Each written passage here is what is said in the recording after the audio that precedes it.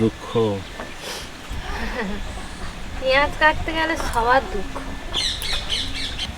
পেঁয়াজের কোনো পরিবার নেই ঠিকই, কিন্তু পেঁয়াজের বউ আছে।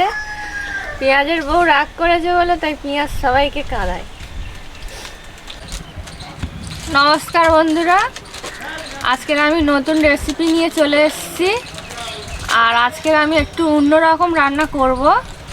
রান্নাটা আমি কোনো সময় করিনি, আজকে করব। আমি একটা অনুষ্ঠানে গেছিলাম, আমার বান্ধবীর ছেলের জন্মদিনে গিয়ে আমি একটা চিকেন খেয়েছি। চিকেনটা এত সুন্দর খেতে হয়েছে, পরে শুনলাম বাটার দিয়ে চিকেনটা রান্না হয়েছে। তা আমি আজকে সেইভাবেই রান্নাটা করব। এই রেসিপিটার নাম বাটার চিকেন। আর বাটার চিকেন সহজ পদ্ধতিতে করব, সবাই যাতে বাড়িতে করতে পারে। প্রথমে আমি চিকেনটা ম্যারিনেট করে নেব বলে মশলা দিয়ে দিচ্ছি। 1 চামচ লঙ্কার গুঁড়ো, 1 চামচ আদা রসুন বাটা, অল্প করে লবণ দেব, বেশি লবণ দেব না। গ্রেভি বানানোর সময় ফের নুন দিতে হবে, সেই জন্য এখন অল্প দেব। 100 গ্রাম টক দই দেব। এখানে অনেকটা টক দই আছে, আমি সবটা দেব না, 100 মেপে দেব। ম্যারিনেট করার জন্য ভালো করে মাখিয়ে নিচ্ছি।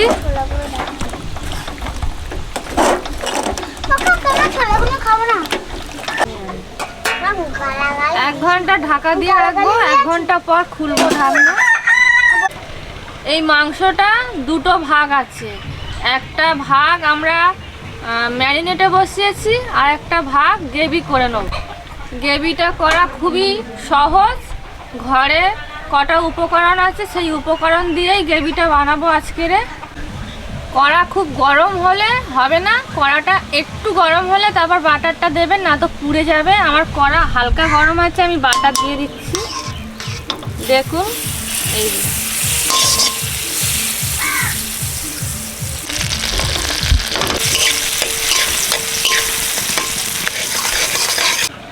বন্ধুরা আমি 2 চামচ বাটার দিয়েছি। বাটার কম হলে ভাল লাগবে না।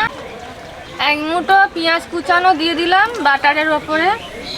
একদম ঠান্ডা, মানে কড়া বেশি গরম হলে হবে না, কড়াটা একটু ঠান্ডা থাকবে, তারপরে বাটার পেঁয়াজ সব কিছু দেবেন।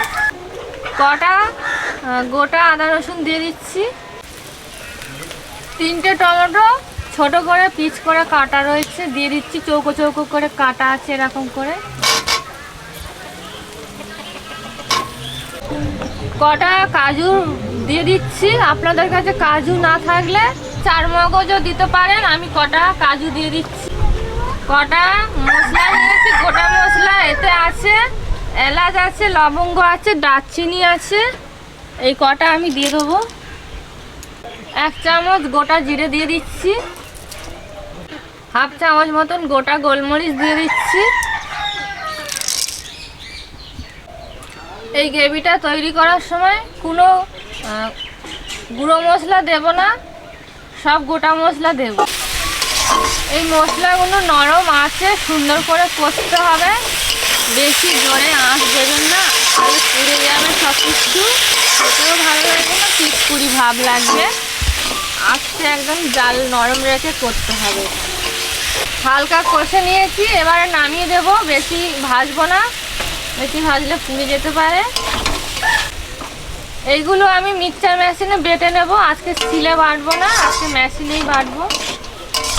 শিলে বাটলে মিহি হবে না, এতে অনেক কিছু দেওয়া রয়েছে। পেঁয়াজ আছে, টমেটো আছে, তারপর গোটা কটা মশলা দেওয়া রয়েছে। তা সেই কারণেই আমি বাদাম টাদাম দেওয়া আছে, ভালো করে মিক্সচার মেশিনে বেটে নেবো। তুমি আবার গ্যাসে রান্না করছো, তোমার গ্যাস কই, মানে সিলিন্ডার কই?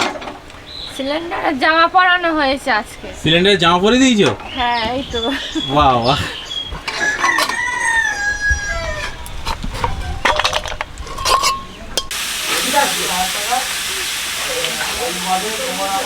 কি রান্না হচ্ছে বৌদি? ও সয়াবিন দিয়ে?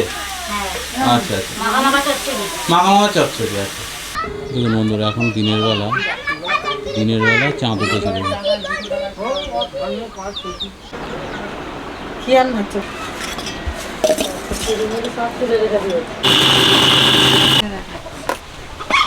বন্ধুরা দেখুন, আমি মিক্সচার মেশিনে বেটে এনেছি, কত সুন্দর মিহি হয়েছে।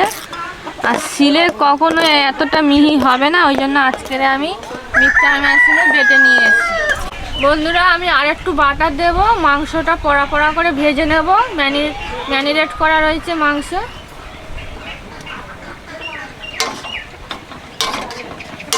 বাবা ছাড়তেই চাচ্ছে না, চামচে জড়িয়ে গেছে। বাটার গরম হয়ে গেছে, মাংস ম্যারিনেট করা দিয়ে দিচ্ছি।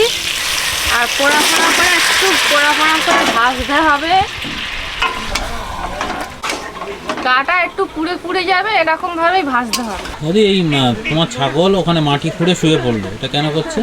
গা চুলকাচ্ছে মাটিতে। শুকনো করে নিতে, একদম শুকনো করে আমি হালকা হালকা গা পোড়া করে নিয়েছি।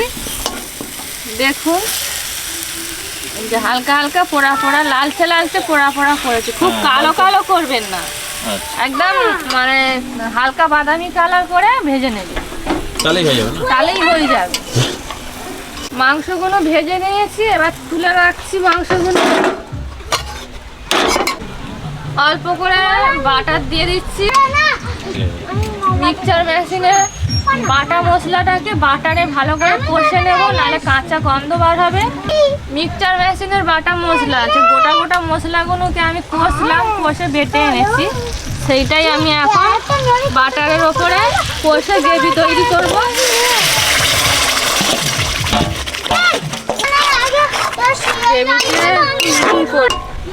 গ্রেভিটার জন্য অল্প করে নুন দেবো।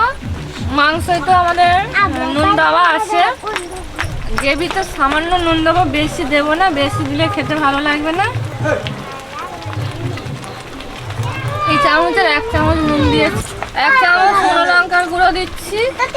একবার দিয়েছিলাম 1 চামচ, আর এই ফের 1 চামচ দিলাম। ঝাল পছন্দ তারা একটু ঝাল বেশি করে দিতে পারেন, যাদের মিষ্টি পছন্দ তারা অল্প ঝাল দিতে পারে। গ্রেভিতে অল্প করে জল দেবো, মশলাটা যাতে না পুড়ে যায়। গ্রেভিটা কষানো হয়ে গেছে, ভেজে রাখা চিকেনটা দিয়ে দিচ্ছি।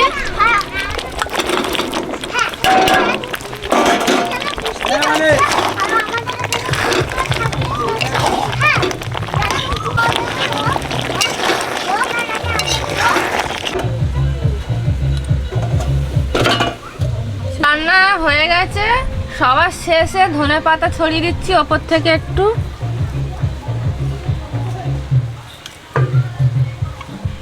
না, ওই বাটারটা ভালো করে ফ্রিজে রেখে দাও।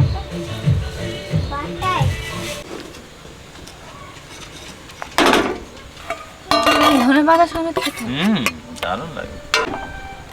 পাঠিয়ে দিয়েছি বাটারটা।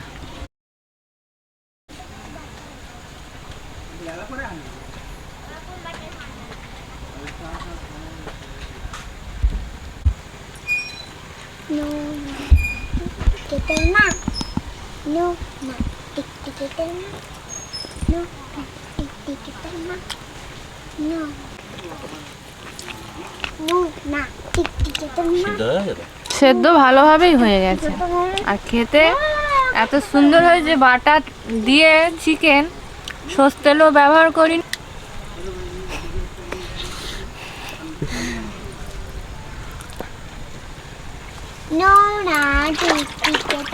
থপথপে মতন, কত সুন্দর।